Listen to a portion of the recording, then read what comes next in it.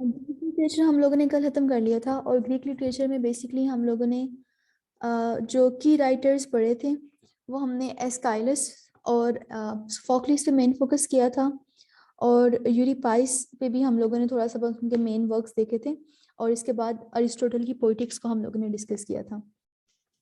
अब ग्रीक्स के बाद रोमन्स डोमिनेंट हुए थे, और रोमन्स ने रोमन्स में से देयर थ्री मेन पोइट्स जिनका आपको नाम याद रखने की ज़रूरत है, और उनका जो मेन वर्क है डेट्स ऑल। विर्जिल, अगर हम बात करें तो विर्जिल की एनियड बहुत इंपॉर्टेंट है उसमें, और एनियड की अगर हम बात करें तो Aeneid is basically based on on a myth जो कि एनियस के बारे में है। एनियस कौन था? एनियस एक ट्रोजन प्रिंस था। वो ट्रोजन प्रिंस, अगर आपको याद हो तो ग्रीक्स ने बहुत तबाहियां मचाई थी after actually winning over Trojan people. उन्होंने पूरे के पूरे सिटीज़ को डिस्ट्रॉय कर दिया था, उनकी जो वुमेन हैं, उनके बच्चे हैं, उनको स्लेव बना लिया था, और उनके जो मैन हैं they killed most of them. लेकिन उनमें से एक बंदा होता है एनियस, वो बच जाता है। अब एनियस बच जाता है और अपने साथ बचने वाले बाकी लोगों को साथ लेके तो वो सी के थ्रू, समंदर के थ्रू अपनी स्टोरी स्टार्ट करता है, और इटली की तरफ वो आता है। अब यहाँ पे वो इसकी क्वीन होती है जूनो, गॉडेस होती है जो कि उससे नाराज होती है, तो वो समंदर में ज़रा तूफान शफान ले आती है।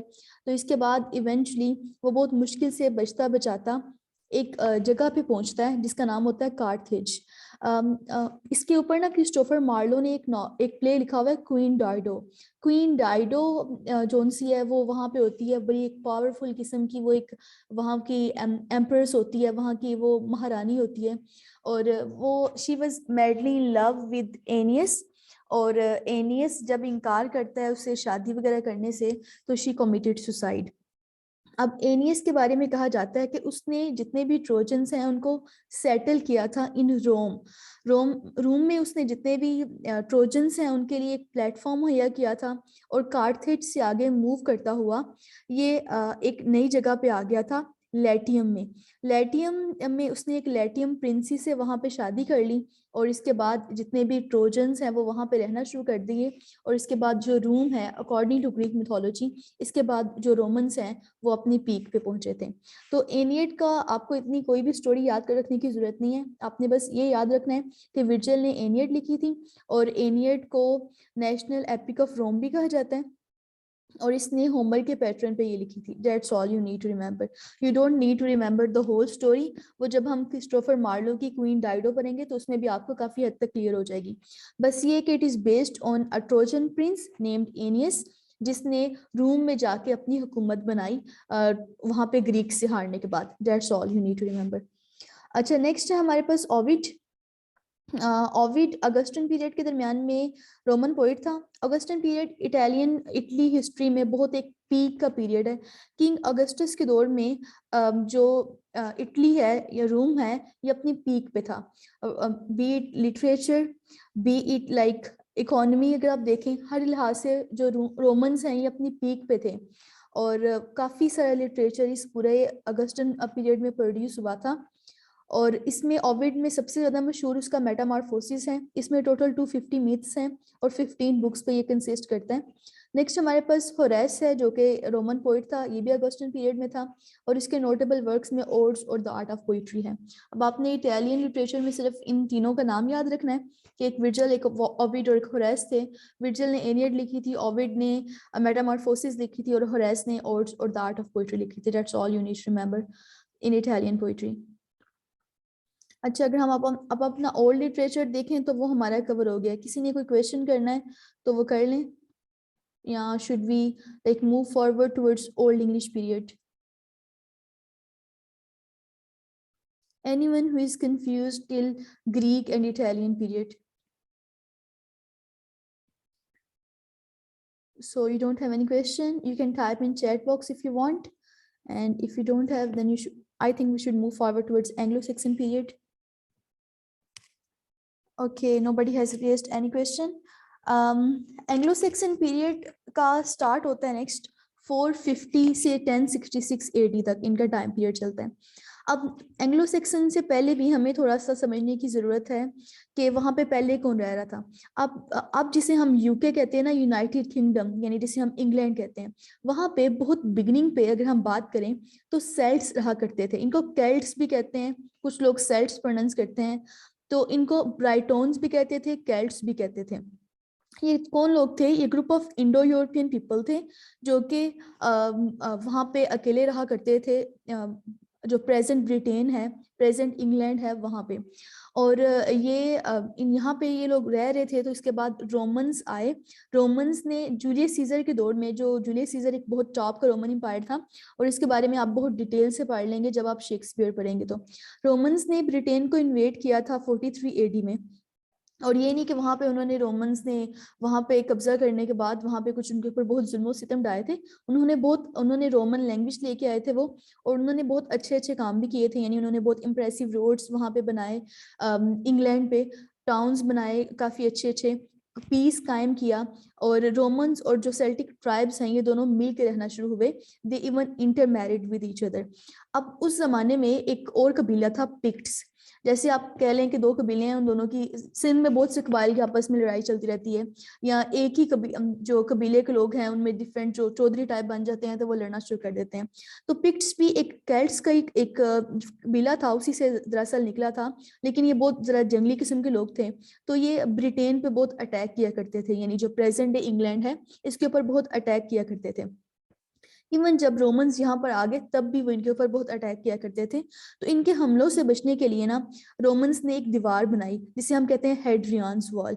अब ये वॉल बनाने के बाद काफी हद तक they were like kind of protected from them. लेकिन इसके बावजूद भी जो पिक्ट्स हैं उन्होंने अपना काम नहीं छोड़ा। अब ओवरऑल जो रोम की सल्तनत है, अब उसका जरा डाउनफॉल चल रहा था। जब रोम का डाउनफॉल चलना शुरू हो गया तो उनके ऊपर और बहुत से लोगों ने, और बहुत से लाइक ट्राइब्स ने रोम के ऊपर, रोम की अपनी सल्तनत के ऊपर, उनकी अपनी टेरिटरी के ऊपर अटैक करना शुरू कर दिया। जैसे विसिगॉथ्स। विसिगॉथ्स कौन थे? अर्ली जर्मैनिक पीपल, जो बहुत जर्मनी में शुरू में रहने वाले लोग थे। जैसे पिक्ट्स एक कबीला था ना, ऐसे आप समझ लें विसिगॉथ्स भी एक कबीले का नाम था जिन्होंने रोम के ऊपर अटैक किया। जब उन्होंने रोम के ऊपर अटैक किया तो उन्होंने अपने आप को ब्रिटेन से निकाल लिया 410 एडी में। 410 यानी कि ईस्वी में उन्होंने, वो ब्रिटेन से निकल गए, इंग्लैंड से निकल गए। अब वो तो इंग्लैंड से निकल गए, लेकिन जो पिक्ट्स है ना, दे वर कंटिन्यूसली अटैकिंग एट ब्रिटेन। और जो ये केल्ट्स लोग हैं ना, ये कोई इतने लड़ाका किस्म के लोग नहीं थे। तो ये लोग खुद अपने आप को डिफेंड भी नहीं कर पा रहे थे। तो उन्होंने खुद दावत दी एंगल्स को, सेक्सन्स को और ज्यूट्स को। ये इन 3 ट्राइब्स को उन्होंने खुद दावत दी कि आप आए और आप ना हमारी कंट्री को प्रोटेक्ट करने में हमारी हेल्प करें। ये आए कहाँ से थे? जर्मनी से आए थे, स्कैंडिनेविया से आए थे। और ये जो मॉडर्न आजकल का जो रशिया है ना, रशिया के रास्ते से होते हुए बहरहाल ये लोग इंग्लैंड में चले गए। अब जो ज्यूट्स है, इन्होंने अपने आप को एक इलाके कैंट में सेटल कर लिया, ये कैंटिंग्स कहलाए। एंगल्स ने अपने आप को ईस्ट एंग्लिया के इलाके में सेटल कर लिया। सेक्सन्स ने अपने आप को एसेक्स, व्हाट्स हैपनिंग, एसेक्स ने अपने आप को, सेक्सन्स ने अपने आप को एसेक्स, ससेक्स, मिडल सेक्स और वेसेक्स के इलाकों में सेटल करना शुरू कर दिया। अब जो ज्यूट्स है ना, Jutes were less in number, ये बहुत कम थे नंबर्स में। तो इस वजह से ये कम थे नंबर में, तो ये तो एक हिसाब से मिट्टी गए ना, आप समझ लें कि इनका ज्यादा रोल ही नहीं रहा, क्योंकि इनकी जरा इतनी ज्यादा तादाद नहीं थी। एंगल्स और सेक्शंस, इन दोनों का मेन रोल है ये ओल्ड इंग्लिश पीरियड में और ओवरऑल इंग्लैंड की हिस्ट्री में मेन हमें एंगल्स और सेक्शन नजर आते हैं। अब ये लोग प्रोमिनेंट थे, डोमिनेंट थे, और इनकी लैंग्वेज, इनके लिटरेचर, इनकी आदात, इनकी हैबिट्स, इनकी customs, they became quite popular.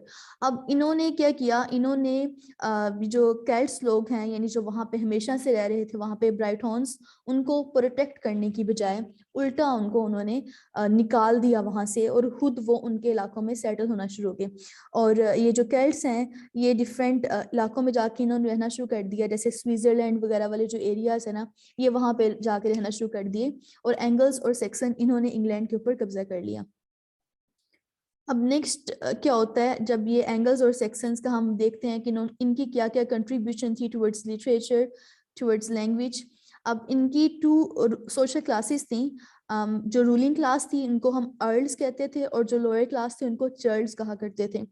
आज भी जो अपर क्लास है उनको अर्ल ही कहते हैं इंग्लैंड में। अगर हम इनके रिलीजन की बात करें तो एक खुदा पे यकीन नहीं रखते थे ये लोग, बहुत से खुदाओं पे यकीन रखते थे। और इन्होंने इनको इमॉर्ट ये कहते थे कि जो बंदा बस बैटल में हो जाए ना, डेड हो जाए, तो इसके बाद वो इमॉर्टल हो जाता है। और इनके ख्याल में जो किस्मत, डेस्टिनी है, वो सिर्फ किस्मत कंट्रोल करती है। लाइक जो हमारी किस्मत है वही मेन फैक्टर है, हमारी अपनी effort is not the main factor, but हमारी जो फेट है वो हमें, हम सबको कंट्रोल कर रही है।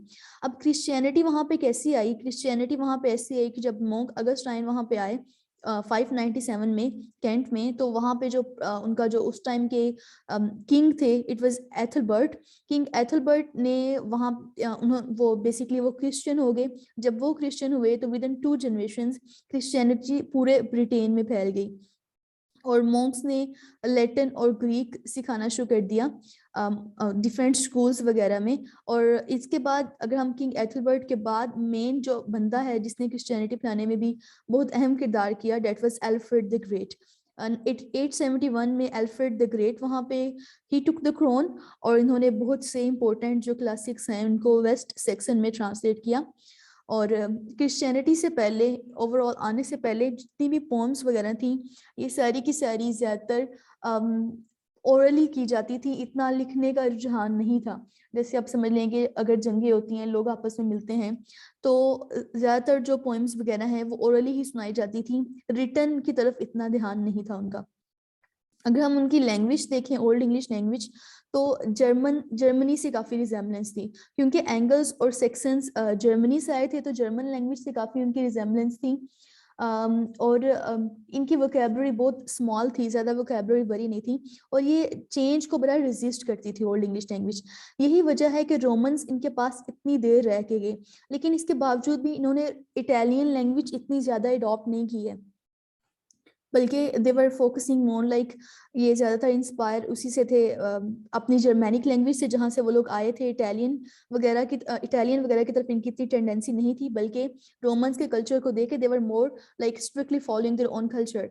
तो इन्होंने इतनी ज़्यादा अडॉप्टेशन, इतनी ज़्यादा चेंजेस अपनी लैंग्वेज में नहीं लाई थी। अगर हम मॉडर्न इंग्लिश की बात करें ना, तो ये 80% मॉडर्न इंग्लिश के words they are actually loaned from other languages, क्योंकि काफ़ी ज़्यादा ये फ्लेक्सिबल लैंग्वेज है हमारी, ये जो मॉडर्न इंग्लिश है, काफ़ी ज़्यादा वर्ड्स ये दूसरी लैंग्वेजेस से ले रही है। जबकि अगर हम ओल्ड इंग्लिश लैंग्वेज की बात करें तो ये लोग अपने दूसरी लैंग्वेजेस से वर्ड्स अपनी लैंग्वेज में ऐड नहीं किया करते थे। यही वजह है कि इटालियन इनको ज़्यादा इंस्पायर नहीं कर सकी। जो डायलेक्ट्स बोले जाते थे वहाँ पे, जैसे अभी भी इंग्लिश में हम देखें बहुत से डायलेक्ट हैं। ऑसीज की इंग्लिश, ऑस्ट्रेलियन की इंग्लिश देखें तो हम और हैं, American is like a bit different, spoken in different dialect, whereas जो अगर हम देखें इंग्लिश, जो इंग्लैंड है, Britain language, it is spoken in different kind of dialect. तो उस जमाने में भी काफ़ी डायलेक्ट थे, Northumbrian, Mercian, Kentish, West Saxon. इनमें जो सबसे ज़्यादा जो फेमस वाला था ना, वो वेस्ट सेक्सन वाला था। इसी को ज़्यादातर जो पोइट्स वगैरह वो अडॉप्ट किया करते थे। अगर हम ये बात करें कि ओल्ड इंग्लिश पोइट्री में कौन कौन सी इस्तेमाल की जाती थी, ओल्ड इंग्लिश पोइट्री में लिटरेरी डिवाइसेस कौन कौन सी इस्तेमाल की जाती थी, तो उसमें कैनिंग्स, एलिट्रेशन और रेपिटेशन, ये बहुत ज़्यादा इस्तेमाल की जाती थी। कैनिंग्स, एलिट्रेशन का तो हमें पता है, एलिट्रेशन क्या है? Repetition of the initial consonant sounds in nearby words is called alliteration because we have already read it. और रेपिटेशन हमें पता है, चीज़ों को रिपीट किए जाना, जैसे शैली अपनी ओ टू वेस्ट विंड में कहता है ओ विंड, काफ़ी दफ़ा उसने वो रिपीट किया हुआ है। कैनिंग्स कहते हैं हम लोग एक कंपाउंड वर्ड और फ्रेज जो कि मेटाफोरिकल होती है, जैसे बुक वॉर्म। अब बुक वॉर्म का मतलब क्या है? Someone who reads a lot. तो इट्स लाइक मेटाफोर भी है, किसी और चीज़ को रेफर भी कर रहा है, और कंपाउंड वर्ड भी है। और बोन हाउस का वर्ड, जैसे बॉडी के लिए यूज़ करना। बोन हाउस क्या है? बॉडी के लिए हम कह रहे हैं कि जितनी भी बोन्स हैं they are actually rigid in a body, तो इसलिए उसको उन्होंने बोन हाउस का नाम दे दिया। तो कैनिंग्स काफ़ी ज़्यादा थी, एलिट्रेशन काफ़ी ज़्यादा थी, रेपिटेशन काफ़ी ज़्यादा थी। और उनकी जो पोइट्री है वो इसलिए भी पढ़ना बहुत मुश्किल है। एक तो ये कि वो ज़रा जर्मन लैंग्वेज टाइप आपको लगता है, उसमें लिखी हुई है। दूसरा, राइम स्कीम नहीं थी इतनी उनमें, वो ज़्यादातर ये कैनिंग्स, एलिट्रेशन वगैरह से ही काम चलाया करते थे। अब उनके जो इम्पोर्टेंट पोइटिक वर्क्स हैं, अगर हम उनकी बात करें तो विटसिथ बहुत फेमस है। इसको कहते हैं कि इनिशियल पोएम्स में ये थी। और मोस्ट इम्पोर्टेंट वन इज ब्यूवुल्फ।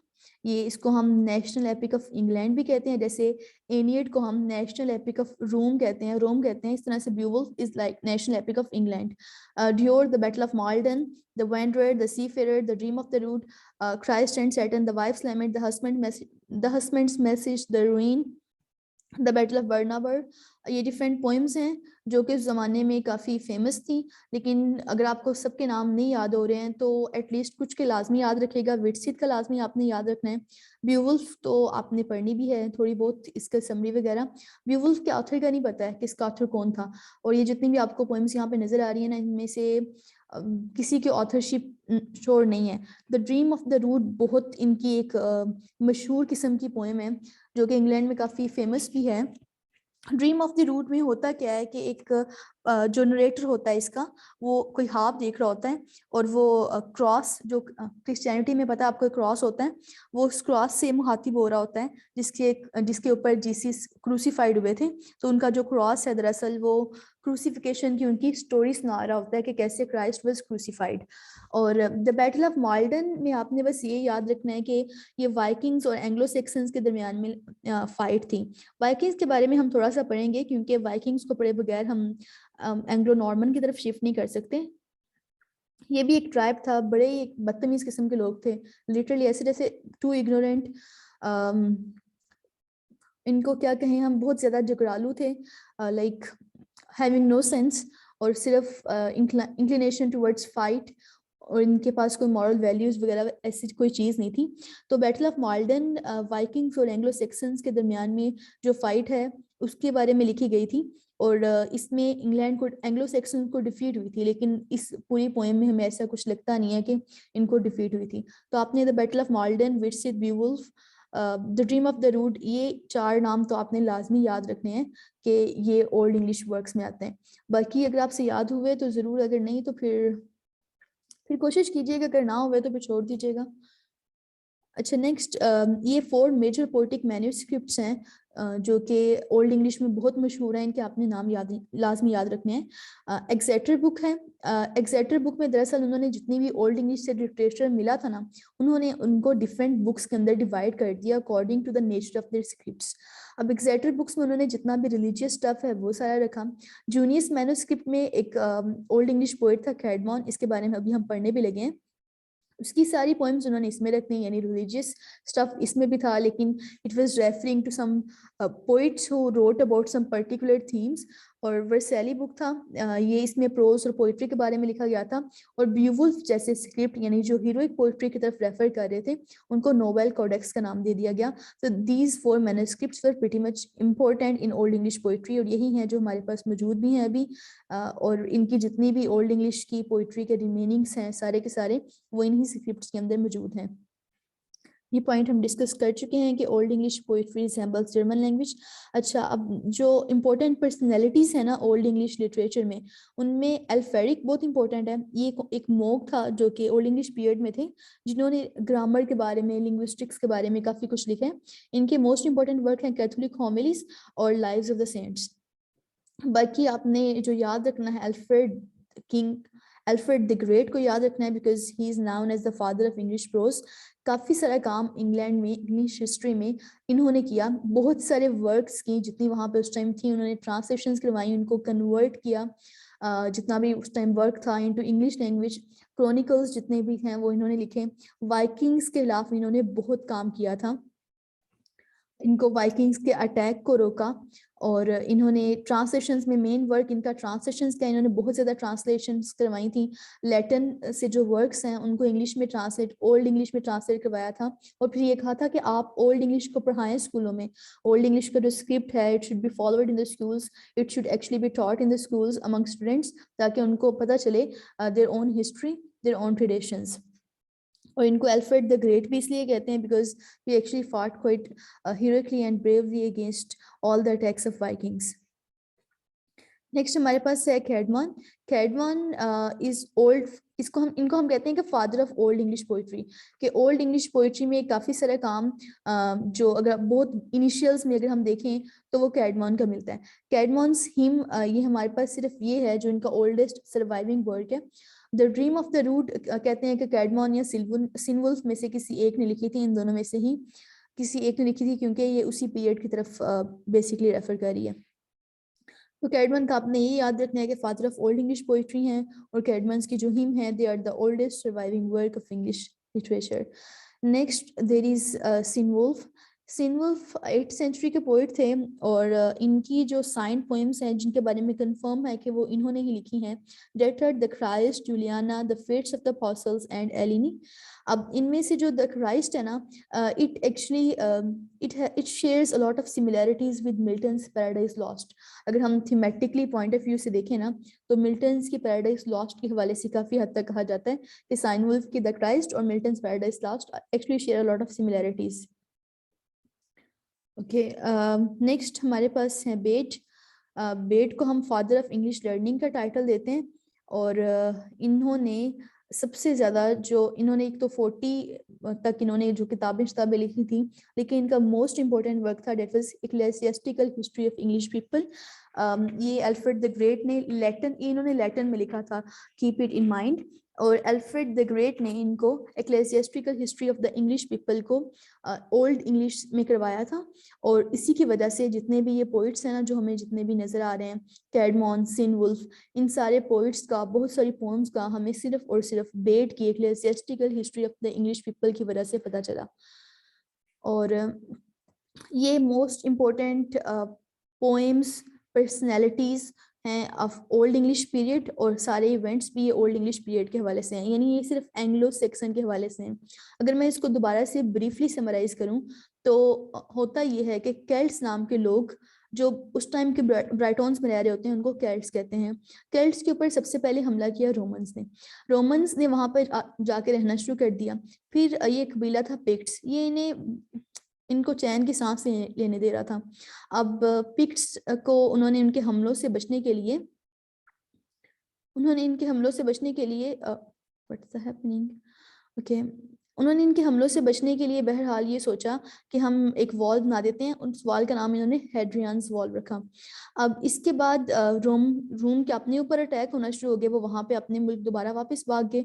और इन्होंने एंगल्स, सेक्सन्स और ज्यूट्स, इन 3 ट्राइब्स को कहा कि आप आए हमारी हेल्प करें। अब इन कबाइल्स में से ज्यूट्स क्योंकि तादाद में कम थे ज़रा, वो तो चले गए, बाकी रह गए एंगल सेक्शन। इन्होंने यहाँ पे हुक्मरानी करना शुरू कर दी। यहाँ के अपने जो लोग थे केल्ट्स, उनको यहाँ से भगा दिया, खुद वहाँ पर रहना शुरू कर दिया।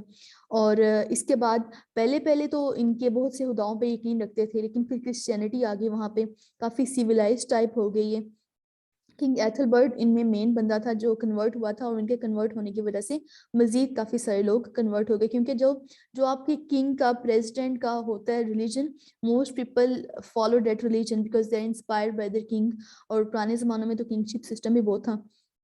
और ये 4 डायलेक्ट्स थे जो कि वहाँ पे लोग बोलते थे, लेकिन वेस्ट सेक्शन का डायलेक्ट सबसे ज़्यादा इंपॉर्टेंट था और फेमस भी था, because it was used by the earls. Earls कौन थे? High class people. और इनके कुछ इंपॉर्टेंट वर्क में से ब्यूवुल्फ सबसे ज़्यादा इंपॉर्टेंट वर्क है, लेकिन सितम यह है कि इसके ऑथर का नाम ही मौजूद नहीं है, पता नहीं है कि किसने लिखा है ये।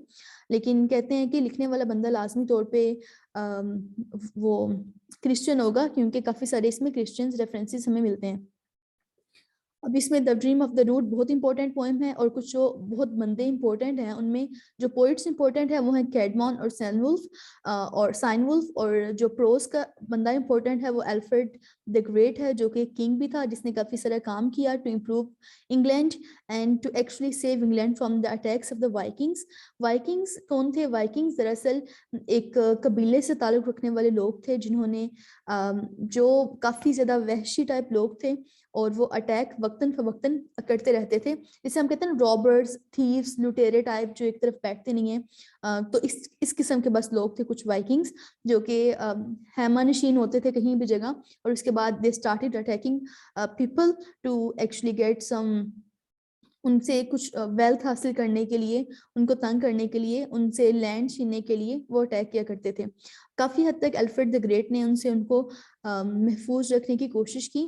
और हमें इनमें से बहुत सारी बातों का पता इसलिए है बेड की ecclesiastical history of the English people का, जो कि इन्होंने लिखी थी इन इन लैटिन, और इसको ट्रांसलेट करवाया था अल्फ्रेड द ग्रेट ने। अभी तक आपको कोई कंफ्यूजन है तो पूछ लें।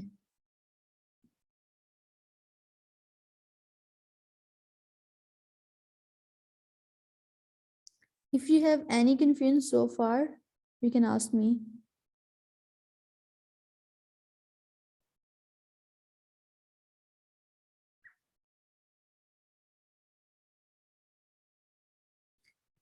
Okay, everything is clear to Mantasha. Is it clear to each and everyone? Once again, like किसी को कोई मसला है तो प्लीज पूछ लें, क्लियर करें ताकि हम बीवुल्फ की स्टोरी पढ़ें नेक्स्ट। अच्छा मैं थोड़ा सा आहिस्ता बोलूँ, ठीक है मैं आहिस्ता बोल लेती हूँ। अच्छा Tahreem, do you want to read it deeply? What would you refer to? अच्छा तहरीम, मैं आपको ये कहूँगी कि ओल्ड इंग्लिश को इतना डिटेल से ना पढ़ें, मतलब क्योंकि इसमें से आप अगर आप जिसको भी डिटेल से पढ़ेंगी there is nothing to be like extremely confirm.